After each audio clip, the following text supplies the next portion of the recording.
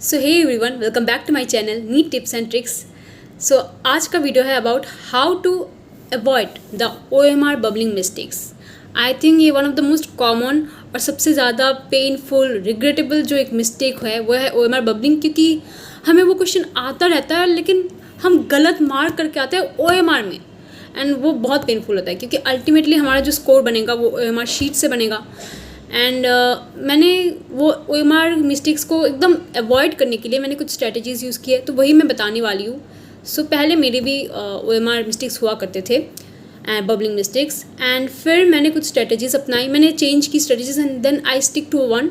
और मैंने वो स्ट्रेटजी फॉलो की and ultimately my OMR mistake was zero in the NEET exam as well as in the last few exams जो मैं NEET के पहले देती थी, मॉक टेस्ट वगैरह। तो पहले तो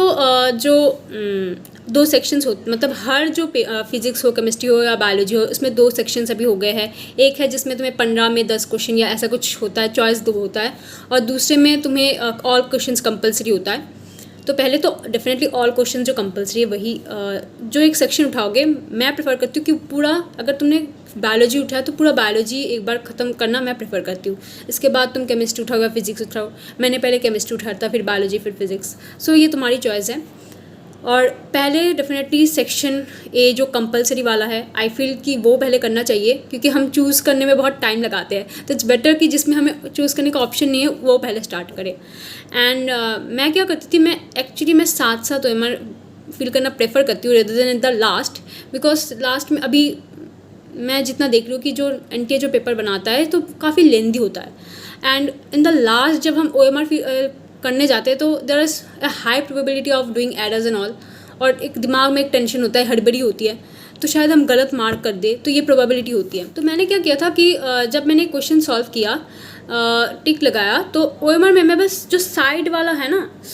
जो गोला होता है, मैंने सेंटर में नहीं किया था, मैं बस साइड में बाउंड्री बना ली थी। बाद जब 35 क्वेश्चन मेरे हो गए, इसके बाद मैं वो बाउंड्रीज फिर धीरे धीरे फील करती थी,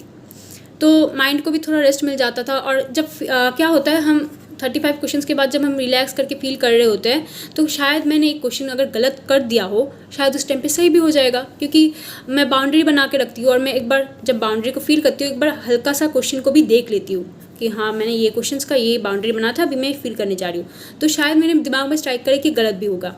तो ये भी होती है। इसके बाद जब जो ऑप्शन वाले होते हैं, इसमें एक तो स्मार्टनेस दिखानी पड़ती है, अगर फिजिक्स या केमिस्ट्री हो वो वाले क्वेश्चंस में चूज़ करने चाहिए जो थोड़े कैलकुलेशन कम लगे इसमें, और तुम्हारा थोड़ा जल्दी हो जाए। लेकिन कभी कभी कुछ ऐसे क्वेश्चंस भी होते हैं स्टेटमेंट वाले जो बहुत ज़्यादा ट्विस्टेड भी होते हैं, तो केयरफुली रीड करना पड़ता है। और मैं क्या करती थी कि इसमें ना जो लास्ट वाले क्वेश्चंस है ऑप्शन में, उसको मैं पहले ट्राई मारती थी, क्योंकि एक तो लास्ट वाले क्वेश्चंस आई पर्सनली फील कि थोड़े आसान होते थे,